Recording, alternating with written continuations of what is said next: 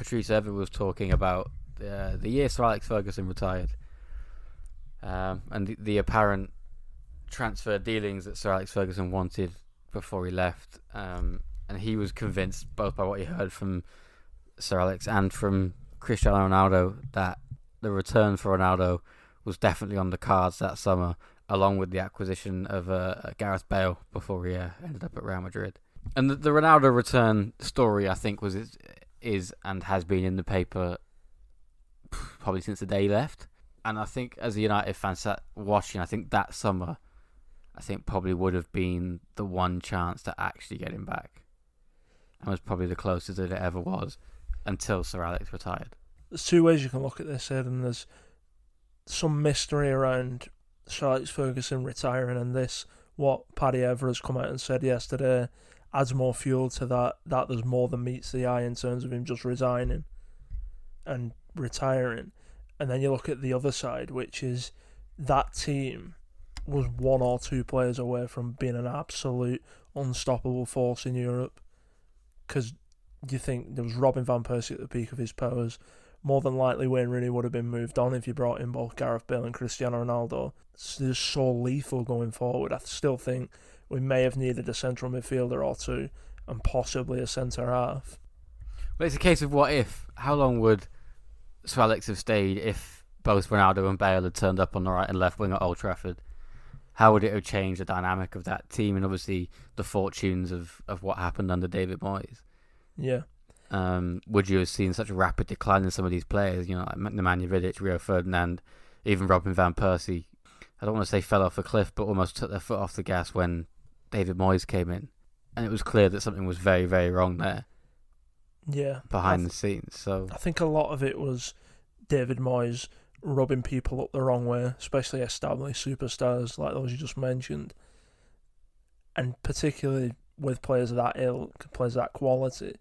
If you get some guy coming in who's never really won a trophy going, I'm going to make you a better player. I don't think you're as good as you can be. Robin Van Persie got to look at him after just winning Man United its 20th league title and going, are you for real, mate? And that's when they were just like, I'm not listening to this guy. And that's what I think happened there. But the interesting thing for me has been for a few years, which is I believe that Sir Alex Ferguson walked before he was pushed. There's definite, I think, evidence to back that up, that he saw that he was going to be fired, or there was they weren't going to back him murmurings financially. that he wasn't going to be backed by the Glazers and people like that. So he, instead of desperately fighting, the hierarchy like Jose Mourinho did, and ultimately losing everybody in the club, it's better just to walk away on a high, and taking what you've got with you. Yeah. I thoroughly understand why Sir Alex made the decision to retire. You had that feeling around the club at the time, because I remember particularly being at the league trophy parade that day. We spent most of the afternoon outside the megastore, just chanting, singing songs, just breathing in that atmosphere, because you got that feeling we weren't going to get this again for a very long time as a United fan. It's just like you say, it's that case of what could have been, because that squad was so close. But he just walked the league. It may have finished 7th the season after, but it walked the league. I think 12 points clear. It won the league by that season. Marouane Fellaini probably would never have come in that summer if Sir Alex Ferguson hadn't left. So Marouane Fellaini was a panic buy. Personally, I believe that the Glazers and Woodward saw an opportunity to go, alright, we're not spending any money this summer. And they've probably said that to Sir Alex, and Sir Alex has gone, alright, and this team needs, going again, building to go again over the next 3-4 year cycle. And he's just going, if you're not going to back me, then I'm going to hide into nothing here. That's my personal opinion on that.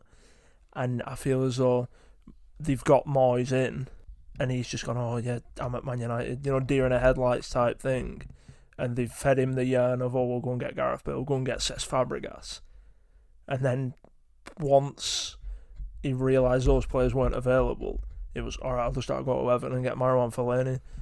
And you know it was a panic buy that wasn't planned, because they could have got both Leighton Baines and Marouane Fellaini for £10 million less than they ultimately paid for Fellaini. if they'd have done it a month earlier. That kind of set the tone, really. If you that summer transfer window set the tone for the next 6 years or so at Old Trafford, and lunging from one disaster to the next.